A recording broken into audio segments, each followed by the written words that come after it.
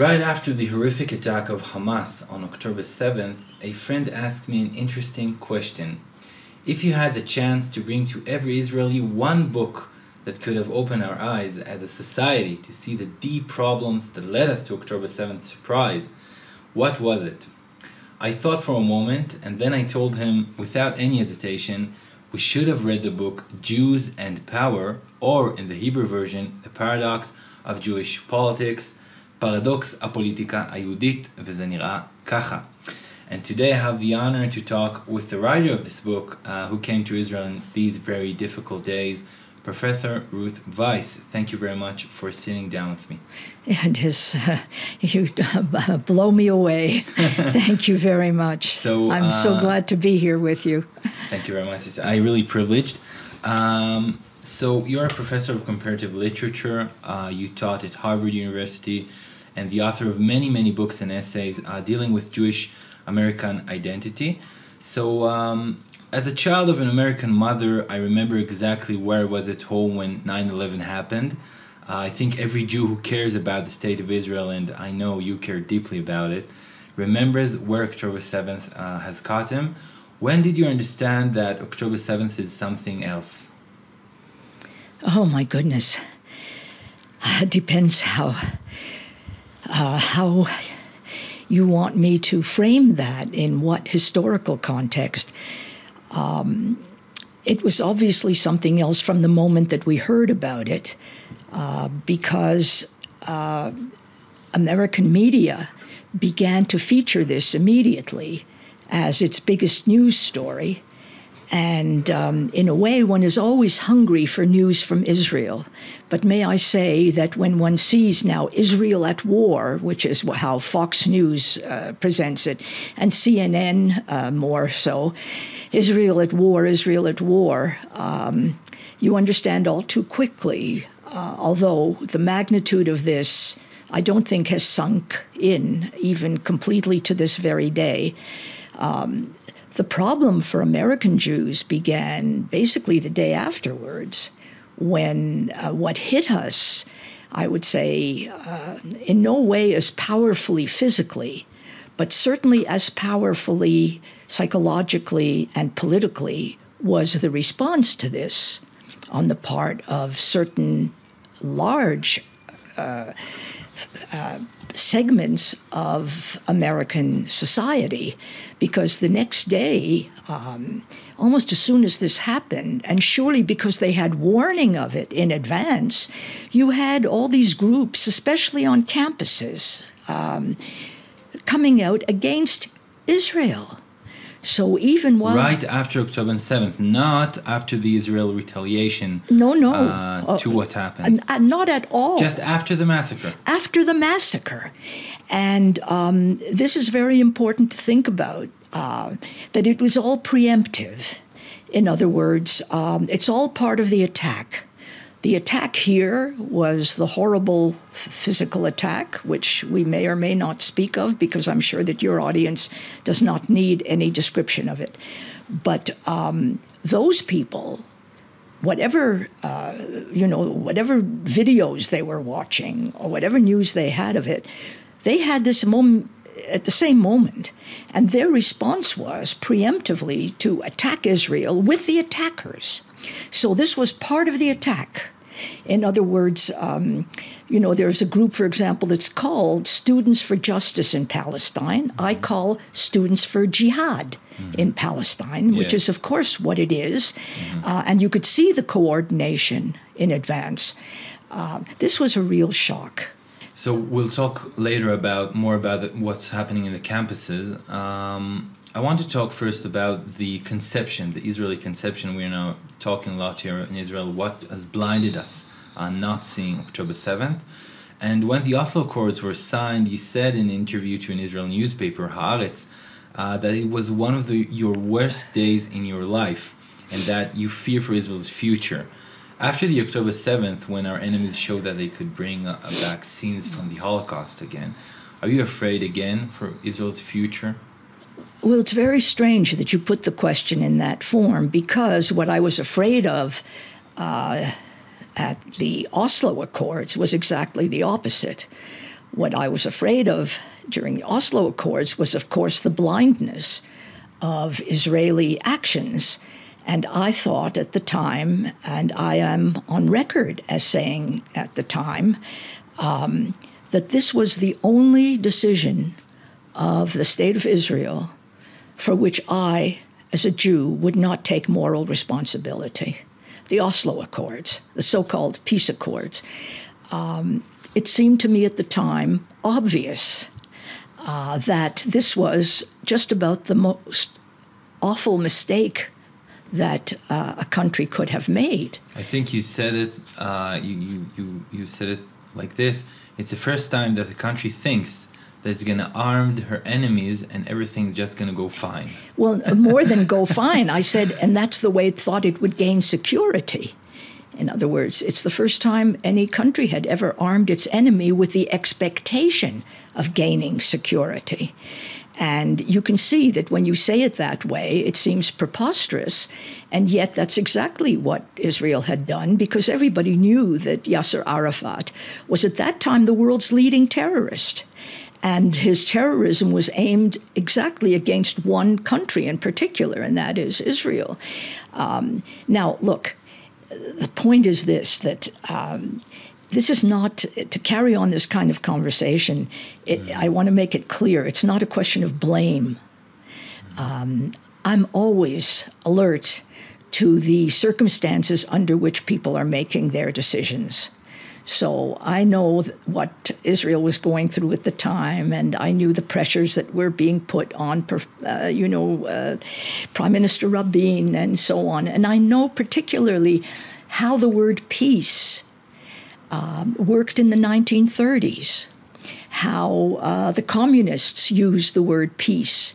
That was the way at which it won everybody over to the communist side. We were the only ones who could fight Nazism. We're the only ones who could bring peace, peace, peace. And, Picasso drew that wonderful little bird of dove, and that was the bird of peace, and it's been kind of the icon of peace. I know how tempting this is, and everything that goes with it. So it's not a question of blame, believe me. It's just a question of hard analysis. You have to know what is happening. Let's start with the end of your book, Jews and Power, where you reveal that one of the articles that most influenced you to write the book in the first place was Thomas Friedman's article in the New York Times, which hailed with great enthusiasm Oslo Accords process. Would it be accurate to say, in your view, that although the Oslo process utterly failed and you don't want to blame anyone, the logic of Oslo led us to the blindness of October 7th? Is it accurate? Well, it's the same kind of blindness. I don't know whether it's a continuum, because, of course, there was a lot of recalibration after Oslo, and you see that politically the parties that were elected are parties that responded, in a sense, to the falseness of the peace process. The parties that were elected are much more hardcore in their thinking, not necessarily in all respects, but certainly in the military respect. They do not make the mistake of crediting their enemies with great kindness and so forth. But yes, clearly, it is interesting that this was not aimed, that the 10-7 was aimed at the, if I may call, politically softest part of Israeli society in every respect. It was aimed on the holiday of the Jews. So when Jews were going to be, in their mode of religious celebration and Shabbos celebration, and it was aimed at precisely those kibbutzim which had been most peace-loving, which had been most open to the people on the Gaza side. Yes. They knew who they were attacking. They knew that they were attacking the soft core of Israeli society, not the West Bank, you see. This is something to be taken into consideration. So the enemies know exactly who we are, and they know what our weaknesses are from their perspective. Yes. And so it's interesting that what we call the left are people who think that our strengths are a kind of moral strength, and they think that moral strength has to do with crediting the enemy with maximal compassion and human kindness, projecting into the enemy exactly what we are. And I think that that is a counter mistake. They project their evil onto us, and we make the mistake of projecting, if you will, our civilized way of looking at life onto them. Now, this kind of projection is on both sides, not a healthy thing. And one of the political aims, I would think, is to correct that, to correct it in yourself as much as possible, because you can't correct it in your enemy except through resistance. Let's talk about how we see them. In order to understand the deep problems of current Israel with our neighbors, in your book, you're going back to the early days of Zionism, and more accurate, you're going back to Herzl's novels Alt Neuland and his character Rashid Bey, and supposedly Arab figure who lives in Palestine in the days of the British Mandate. And Herzl describes him as being as fascinated by the innovations of the Jews brought to the land that he's almost Zionist himself. In terms of your book, I would say that as a society, left-wing, right-wing, we wanted to see the Arabs through the lens of Rashid Bey. Am I correct?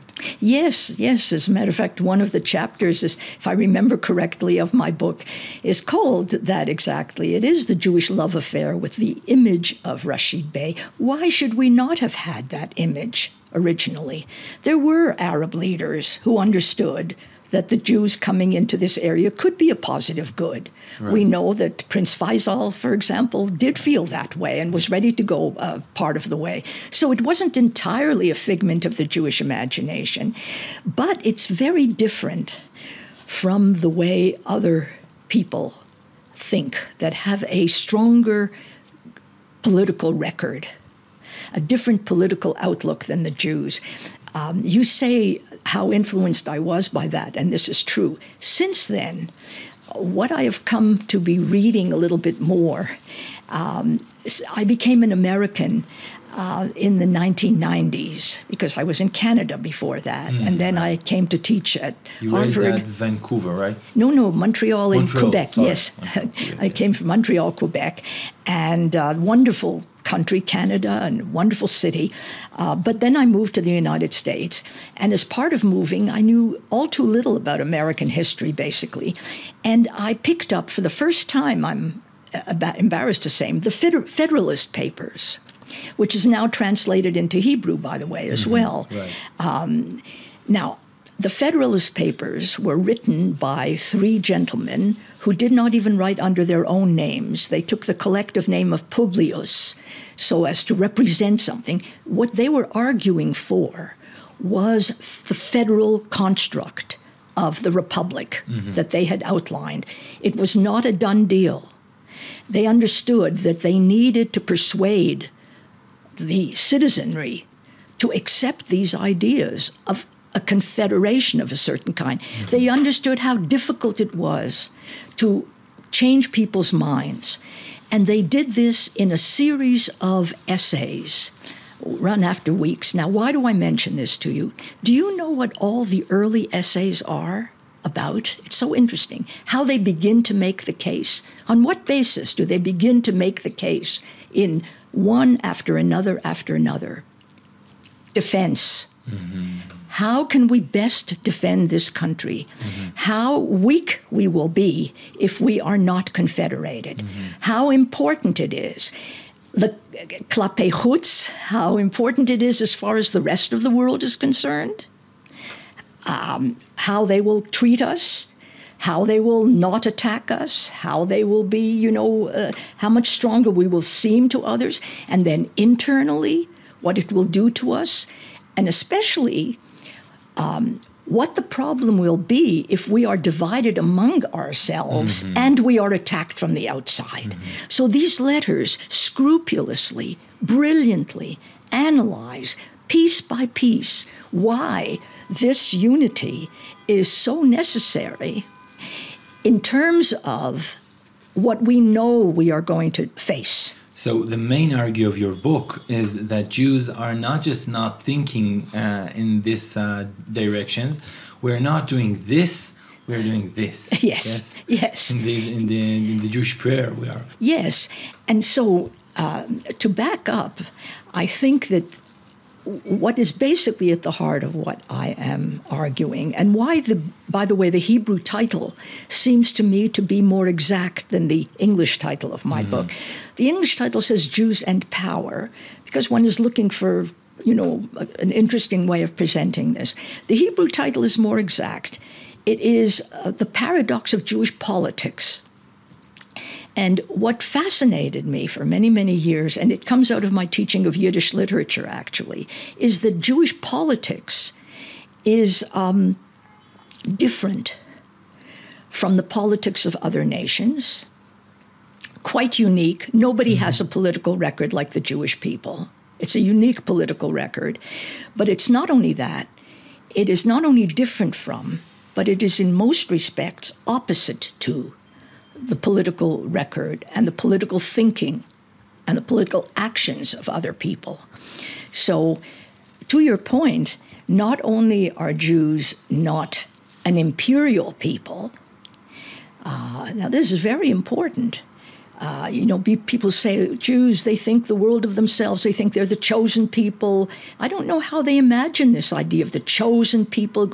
What do the Jews think they are chosen for? They think they are chosen for a contractual agreement with the Lord of hosts, that is to say, the greatest power over powers, right? They have made a contractual agreement to be a uniquely good, civilized people. And if they can keep their side of this contractual agreement, God, who is the most powerful, will protect them. So in distinguish to Islam thought, that Muslims view the world as Dar al-Islam and Dar al-Harb, the place that is a Muslims lives in, and the other place, the other side of the world where Muslims needs to be. Yeah, and we need to conquer it, and this is imperial thought. You say that the Jewish way of thinking of the world and of politics is radically different. Radically different, of course it is, because it means that you put maximal pressure on yourself. And the reason that you have the fist saying, we have sinned, it's because you stand before the perfect judge in judgment. And if you stand before the perfect court, you are free to confess everything because you know that the perfect court makes no mistakes. It knows what's in your heart. It knows what's in your behavior. You need not fear revealing yourself. So an important concept in your book is the notion of what you are calling the Jewish adaptation. Yeah, so what is this Jewish adaptation? And was October 7th another manifestation of it, you think? No, I don't. A result of this adaptation? What October 7th was, firstly, let's put it quite specifically. October 7th, the way all anti-Semitism is, it's really not about the Jews. It's not about us. It has to do with the extremity of their pathology. We had never imagined a pathology as deep as the pathology of Palestinian Hamas. Mm-hmm. This is unimaginable. Mm-hmm. It's not just unimaginable to us as Jews. It should be unimaginable to anyone in the world. Mm-hmm. How do you have a leadership, a large body of the Palestinian people who believes that, first of all, they can go into a society that has been kind to them, that has welcomed them, that has wanted peace with them, that has offered them everything, that has withdrawn from their territory, that has shown itself to be so accommodating. How do you go into a people like that and not only massacre them, but in ways which you want dramatically to show the world how barbaric you can be? In other words, it is something that we can't really, we don't really have the language yet. Now, here's something I would demand of us. We are concentrating on the pain that was done to the Jewish people here in the land of Israel. And we live with that pain. We're doing the same thing as we did in the Holocaust. The pain of how we suffered and our survivors and all the emphasis on that.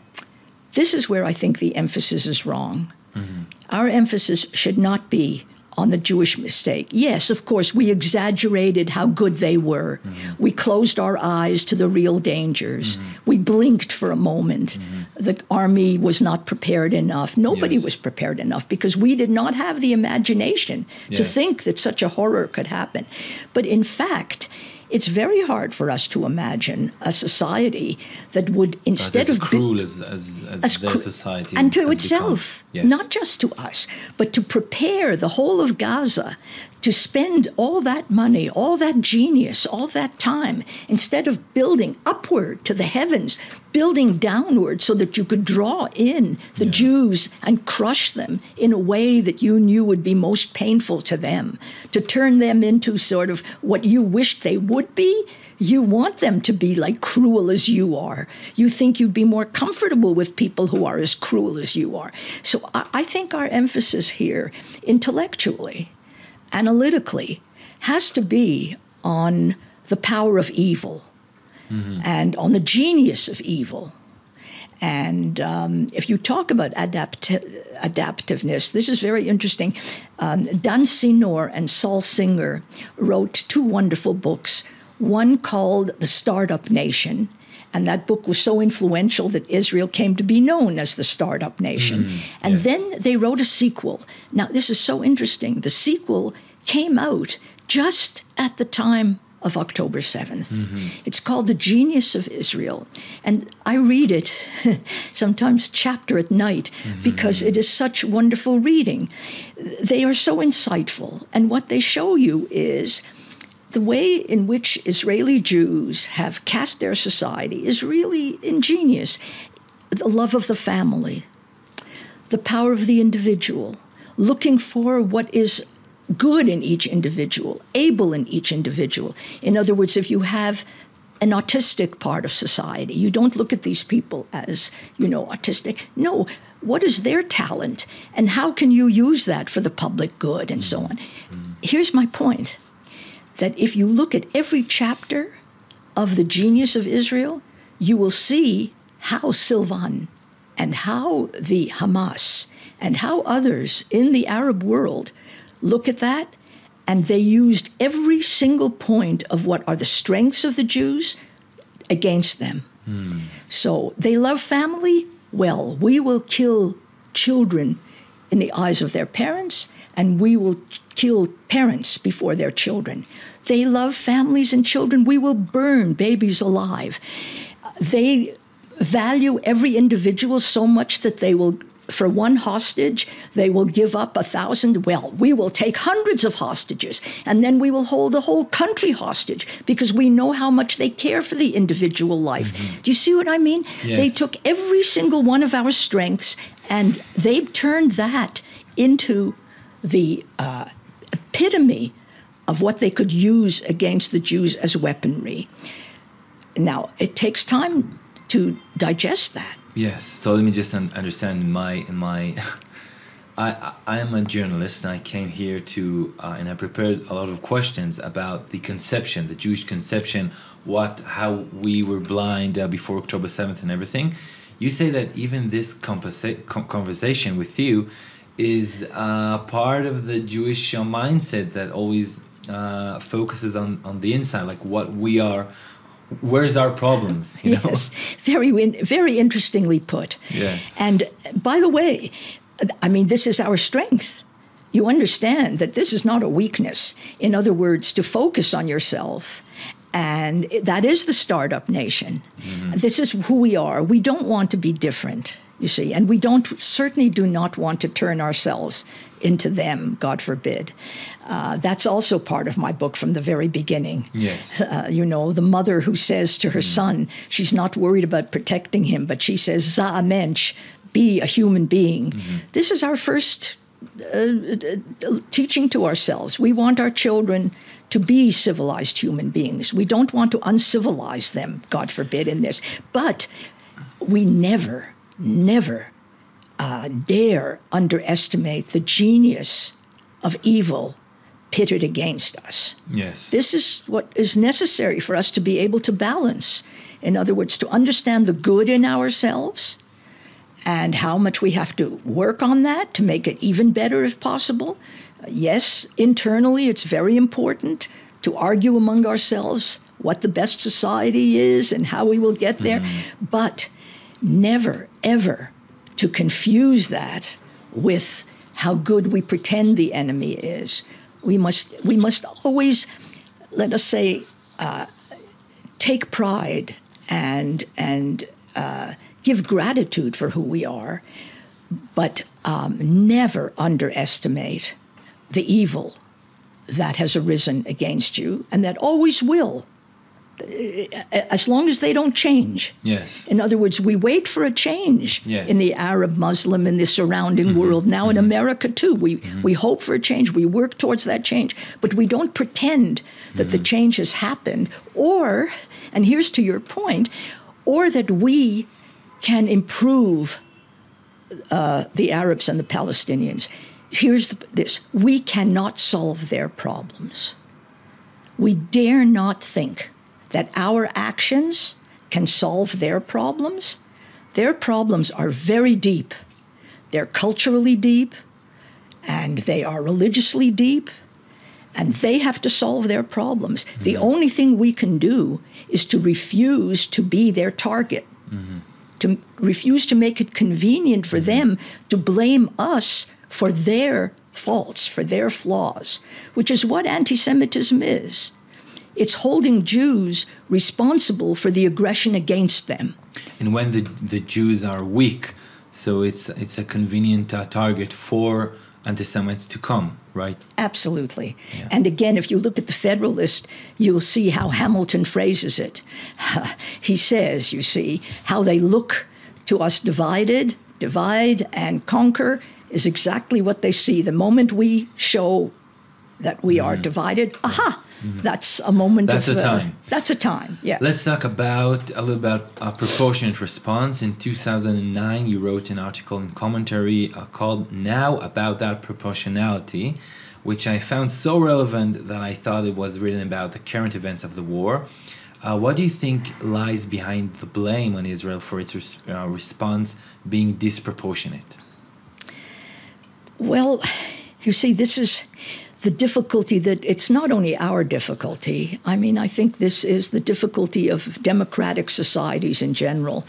And this is another book that I quote in my analysis, a book by Jean-François Revel, How Democracies Perish. And he shows that this is something in democratic culture in general. We don't want to go to war. There's a tremendous disincentive.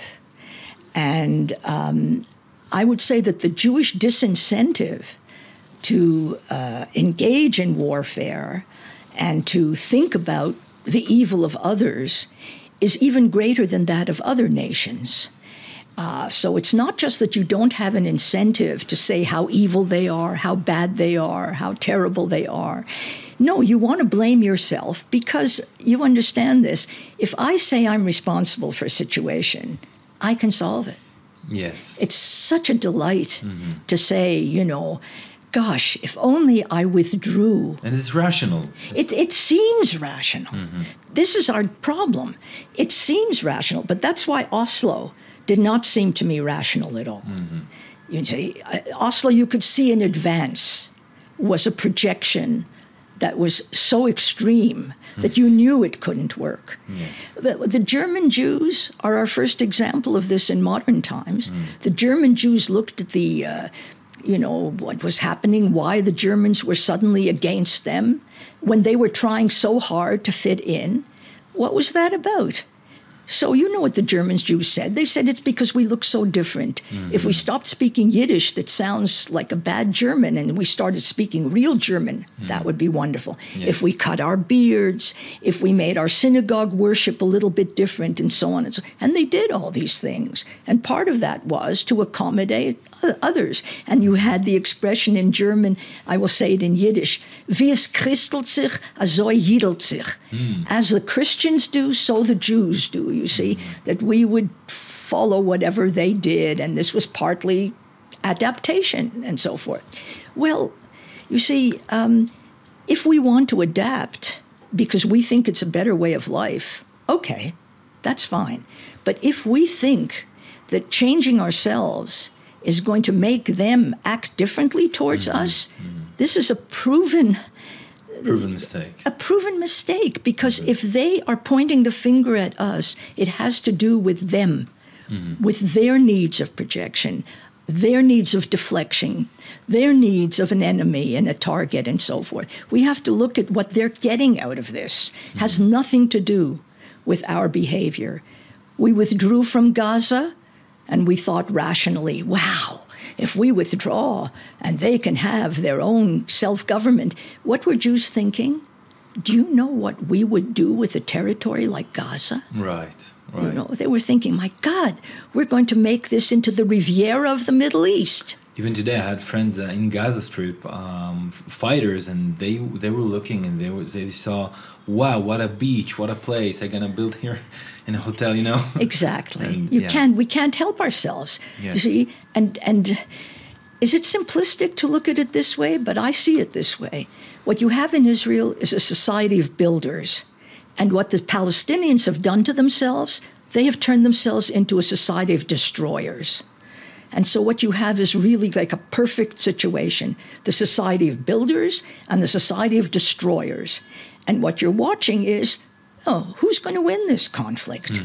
And here, if you want to eventually get to the American side of this, here is the horror in America, that part of American society, not the majority by any means, but a very influential part of American society has decided that they're with the destroyers. But the majority of the young Americans, the students, there's a majority that they're pro-Palestine and not Israel.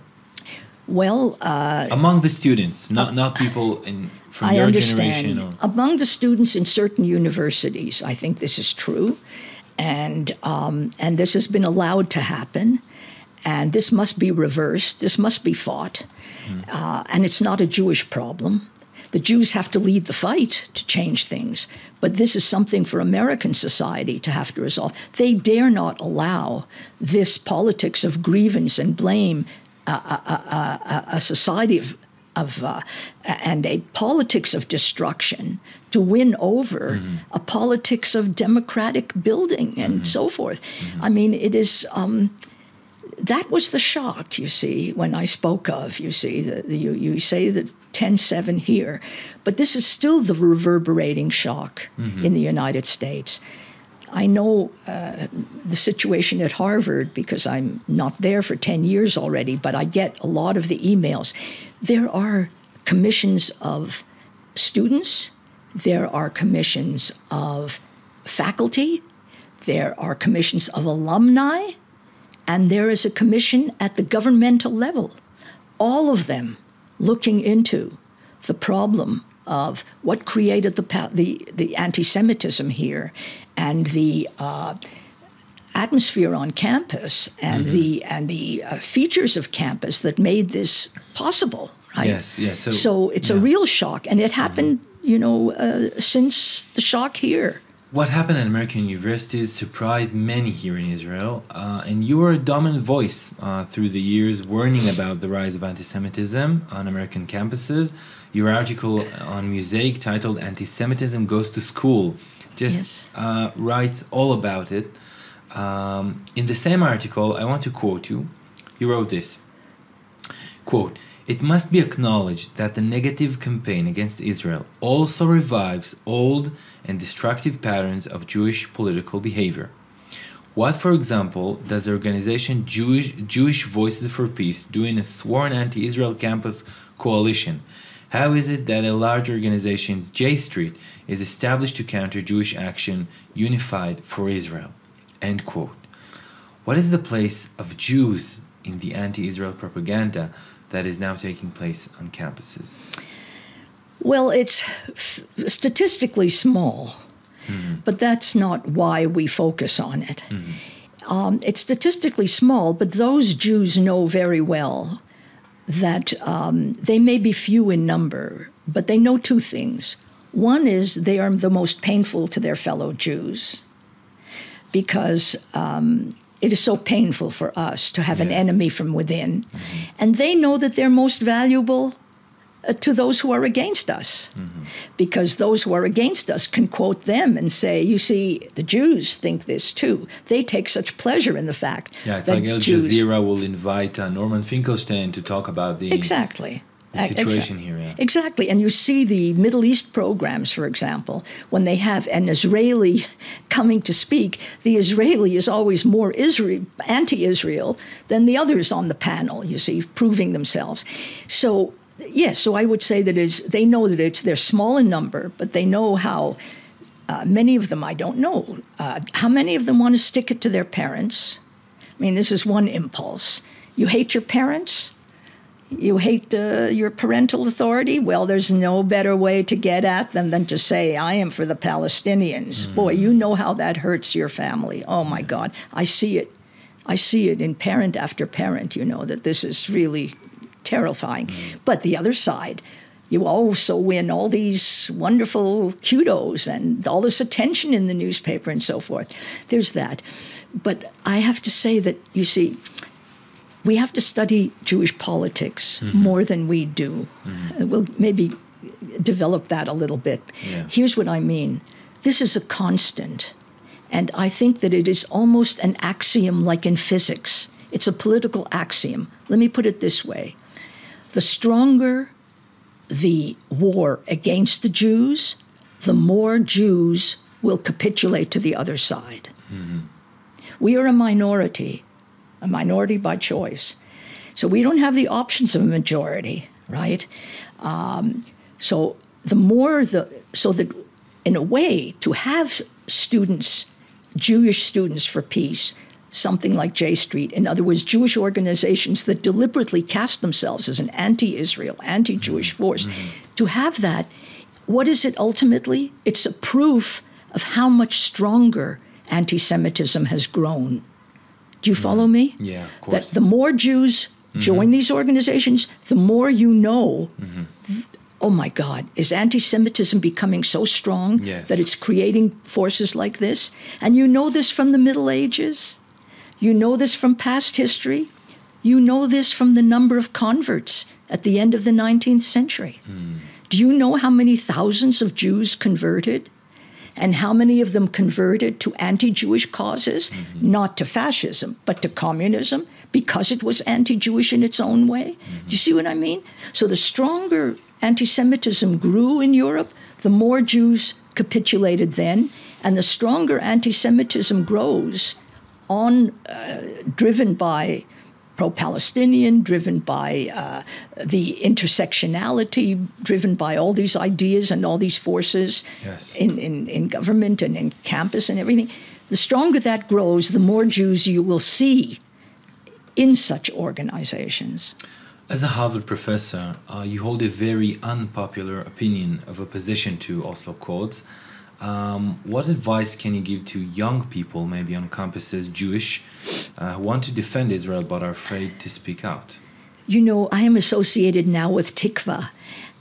And the word Tikva Fund, Tikva Fund, but it is a Tikva organization which does an enormous amount of education. This is what its major task has been. So we have been running seminars for students for so many years and so forth. And we have had student groups and student representatives come and speak to us. It's so interesting that you ask that question, because one of the things that many of these students on campus will tell you, I can't quote each of them, separately, but they will tell you this. They say, look, I was sitting in a class And I didn't speak up for the longest time. But then the professor said something, then it was too much for me. And I finally spoke up. She said, I lost friends, but you have no idea how much respect I won from others and how many friends I made.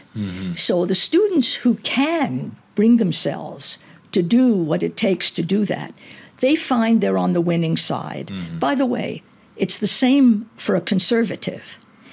Before I know it is a conservative where here in Israel Academy. That's right. Yes. Same feeling. Well, it's not the same temper, but yeah. No, the same thing. Yeah. Yes. And so what I would tell students sometimes, it's so interesting.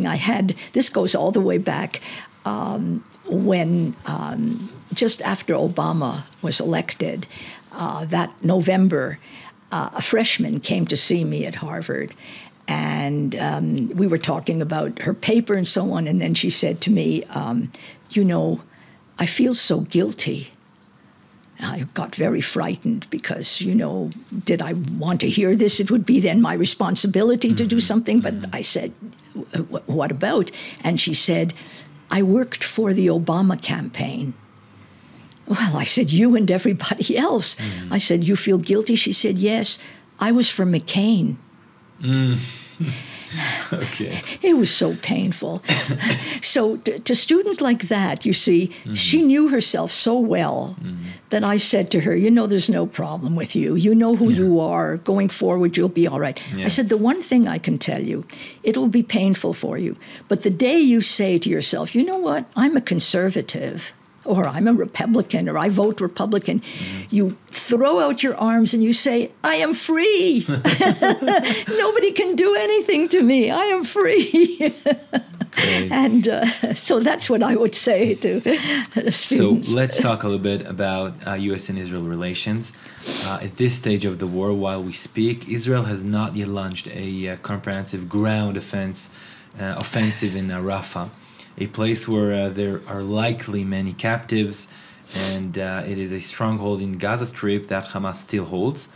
According to various reports in recent days, the United States opposes such an attack, and most European countries argue that it will bring the humanitarian crisis already existing in Gaza Strip to an outbreak. It seems that Israel is in a big dilemma.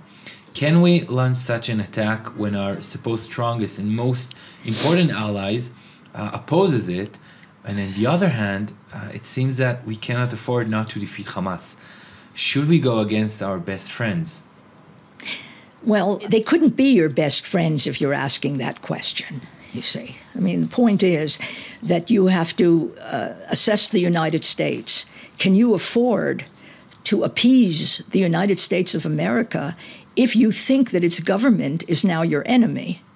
So this takes a strategic assessment of what is going on in the United States. Let me assure you that the majority of the United States people, I believe, are very solidly still on the side of Israel. What's more, if you interpret this to them, this is your war. Ukraine is your war, but Israel even more so is your war, because we are not just your strongest ally in the Middle East. We are your only reliable ally in much of the world. And it's not just because you pay us, Actually, we do more for you with that money that you invest in us that you will ever do for us. Really? Absolutely. First of all... So I wrote a question. We understand why our alliance with the Americans is important to us. Why is it important for the United States to continue its deep and special relationship with Israel? You must be joking. They're getting it cheap. And you have to understand that. I mean, for example, look at the military here. Look at how much the military there studies what goes on here in weaponry, in tactics, in what a democratic society does and reacts. Do you know how much the United States learns from what is going on in Israel? And how much of the military hardware that it gives to Israel is built in the United States of America? So it's creating American jobs. Israelis have had to hold back in the development of some of their technology because the United States, you see, wants to be the one to export its military equipment. And it really, for a long time, prevented Israelis from developing certain aircraft and so forth. You may know the record better than I do. Right? Yes, exactly. The Levy is the good point. So one has to understand that one is here a strategic partner, smaller partner, but oh my God, for that money, are they getting it cheap? Mm-hmm. I mean, really, they compared to what? Where are they going to invest? What ally in this entire region? What ally in Asia? What ally anywhere can they really count on the way they can count on Israel because of an alliance of interests, basically, mm-hmm. and not just of investment, right? Mm-hmm. So I would interpret it differently, and I would make that point. What one has to do here. Let's just say this. You've presented a very clear-cut moment here. I cannot speak for the generals. I cannot speak for the war cabinet. They have to assess this, but they have to assess it on what's best for Israel. That's all. Because it's a question of the strength.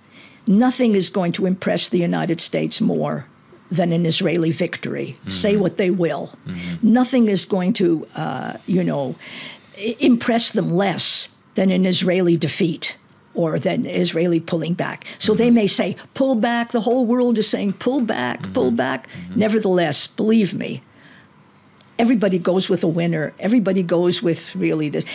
It's just that one has to change the headlines.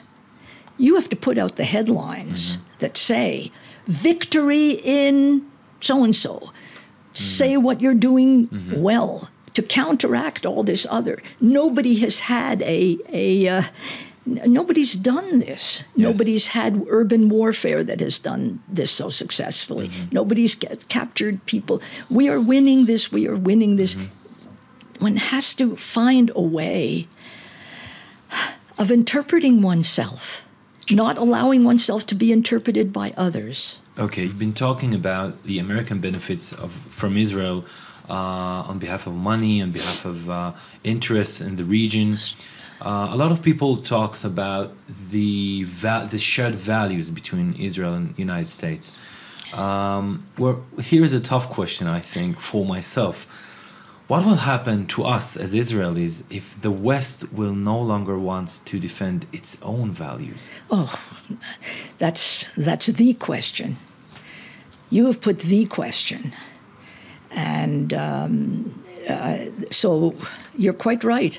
I don't know whether any part of what you call the West, of Western civilization, can survive the complete capitulation of the rest. It would be very difficult. Now, the last people to capitulate completely are going to be the Jews. So we know that. This is so interesting.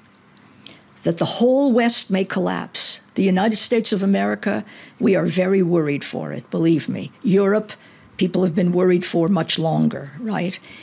We know how dangerous the situation in Israel is. And many of us feel, by the way, you know, a lot of I have more than one friend who has said to me exactly what's in my heart. I don't want to survive the state of Israel. Interesting, right? Right. So I just said my husband died this past year, and one of the things that we had hoped for in our lives is never to outlive our children.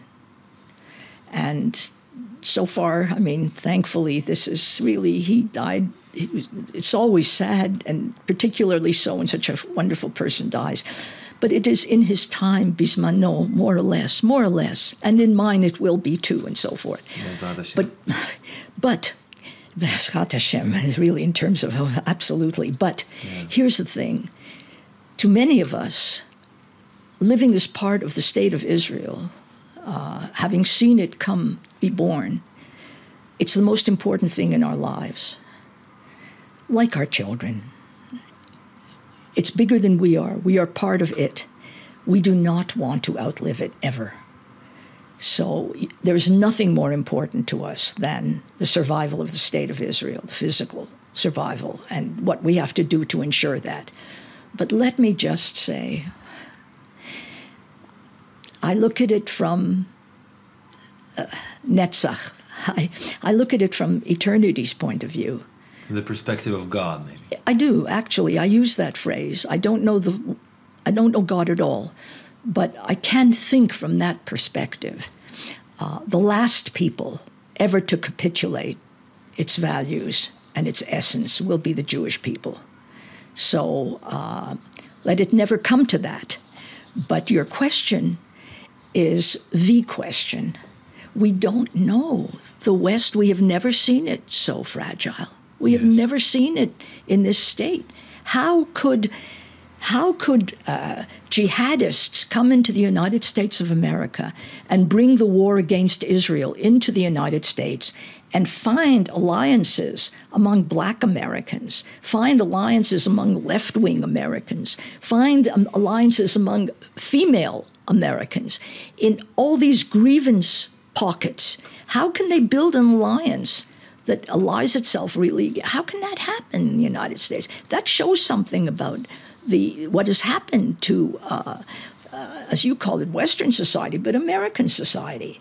You know, we are speaking here on President's Day. Mm-hmm. Yes. Now, a lot of Jewish organizations, Rabbi Meir Soloveitchik, for example, has been writing about Washington, painting of Washington, the speeches of Washington.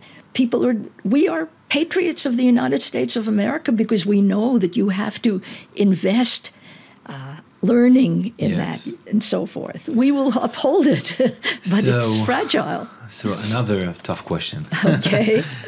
Are we witnessing today the end of the golden era of the American Jewry? Well, maybe your lifetime, your generation. Yes. Well, saw it, lived it, but this is the end, actually.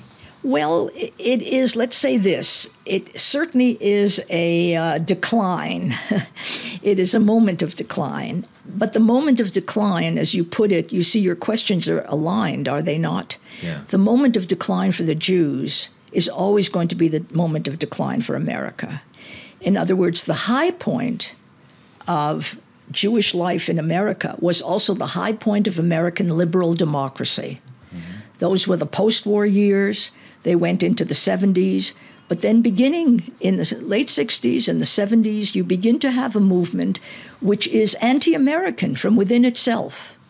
When you begin to emphasize the flaws of America, not what America did right, not the fact that it is an exceptional country, not the fact that it is in political terms the most highly developed political system that we've ever seen working for such a huge population and so forth, and absorbing immigrants and building and I mean, America is amazing, right? So instead of teaching that and emphasizing that and making and even saying the Pledge of Allegiance every morning to remind you what it is to be an American, it becomes really, we are built on slavery. We are built on having taken the land away from others.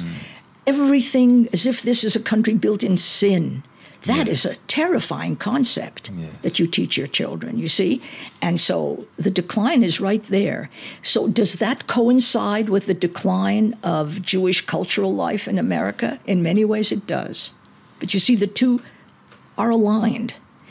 If the country is strong, it will allow its Jews to flourish within it. That is also a rule of thumb, by the way, a political rule of thumb. Last question, final one. You once wrote that the Israeli miracle is the greatest miracle ever performed by any people in history, bigger than any miracle in the Bible, and that Israel will survive forever, just as you've said right now. So you're quite optimistic. Do you still maintain this optimistic outlook after October 7th? The question of optimism always comes up. Temperamentally, one is what one is.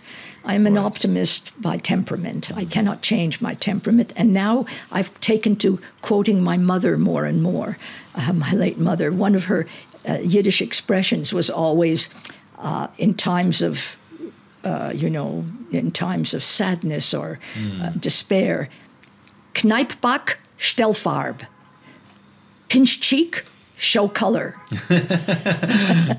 You see? It's a good slogan. It's a wonderful slogan. Okay. So this is what one does. It's not that kind of optimism. Here's the thing. No matter how much optimism and faith you invest in the Jewish people, it's never enough. I believe that. But how much optimism you invest in other people, this is problematic. So one of your questions has to do with the West. But what about the Middle East? Mm-hmm. How much optimism can I invest in MBS in Saudi Arabia? I would like to take him at his word that he wants to build a beautiful country on a new basis. Mm-hmm. But the test of that will be whether he can accept coexistence with Israel and with the rest of the world. Can he do it? Mm-hmm. Now, how optimistic am I about him? You see, that is my dilemma. Mm-hmm. And there I would say never go too far. In Hebrew we say kopdeu v'chashdeu. Zeu, nachon. You can translate it in your yes, words. That is honor, but verify. Yes, but it's verify yes, is the other. Yes, just be careful, right? And this is exactly it. But this balance, it's not just that. If I may say one, it's also that we never have the whole picture because we are never in control of the situation as much as we would want to be. Yeah. This also goes back to your beginning. How much of our lives do we actually control? Mm-hmm. So this is sometimes the most painful thing for the Jew. We can be perfect, but we are never in control of everything. We see how vulnerable we are to the people around us and to the people even beyond that in the world, right? Yeah. So one of the things that I've been looking at are how many people have had to weigh this. So the two things that I've found most recently, of course, the Ben Gurion sentence is very well known. I've lived with that for years, right? In 1939, we must fight with the British as if there were no white paper. And we have to fight the white paper as if there were no war in Germany. This is an amazing balance to even be able to conceptualize that. But you see, that means that you don't have the whole picture. You can't, it's not even that easy who you can be with and who you can be against. And then the second one, somebody just quoted recently that I had not seen before. They asked Geula Cohn once when her son was a paratrooper during the war in Lebanon. They said, what happens if your son is taken hostage? What would you do as a member of Knesset? And she said, as a mother, I would stand outside the Knesset and fight for anything to release the hostages. As a member of Knesset, I would sit inside and say, don't pay any attention to those mothers. Wow. That's greatness. You understand? Yes. And this is the situation one is in. Both those voices have to be very strong. And politically, of course, you have to make the strongest case for the nation as a whole. Yes. Professor Ruth Wייס, thank you very much for a great conversation. Thank I'm you. sorry for my problems with my English. Oh, I love your English. Next podcast, we're doing it in Hebrew. I'm preparing Thank you. Okay, I'm ready. Thank you very much. Thank you.